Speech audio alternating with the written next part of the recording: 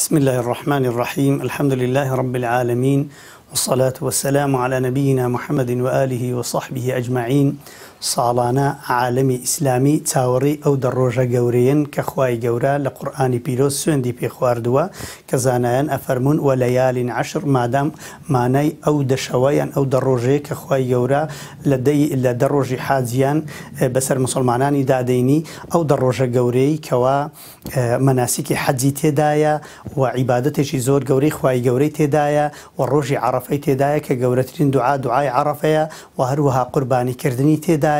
وعبادتي أو روجانا پیغمبر دفرمي صلى الله عليه وسلم ما من أيام العمل الصالح فيهن أحب إلى الله من أيام العشر، يعني عشر ذي الحجة. هيت الروجك عبادة وكو عبادتي أو روجانا لكن خواهي قورا خوشويست نية هيتر أو فريكي تايبة بأمتي پیغمبري خوشويست ما صلى الله عليه وسلم كي حزيلي لو أفرا مستفيد بي وسود بخش بي وقازانز بكا أو قازانزي بمالي دنيا ناكردري با عبادتي جوان لو دروجة بك أو عبادتي لرمضانش نتواني استتعويض بكو أو خير وخيرات وزكاتي نكردوا صدقة نكردوا اشتيك نكردوا روجة كانت بدل نكرتون انتر أو روجوانا روجي سنة بيغمبر صلى الله عليه وسلم بياوك لي برسي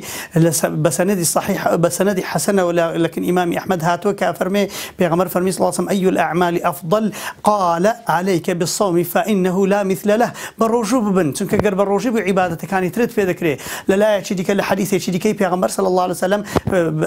فرموي زور بلين سبحان الله والحمد لله والله أكبر. أبو هريرة وابن عمر بناو كولانا درويش لو دروجانا بالا إذا عم مسلمان كان هاوار بكن بالا مزقوت كان هاوار بكن داوا كان درجة مزقوت كان بكريتوا ولو دروجة دا قرباني بكري كسيكي خوشويست كدعوة الدبي أتو آمادي قرباني بو بدي وخزمتي بكي ومصرفي لبكي يتر صالانا أو سنتي كفائية دلالتي نزيجبون الأخوة يقول دلالتي أو تو فداي تو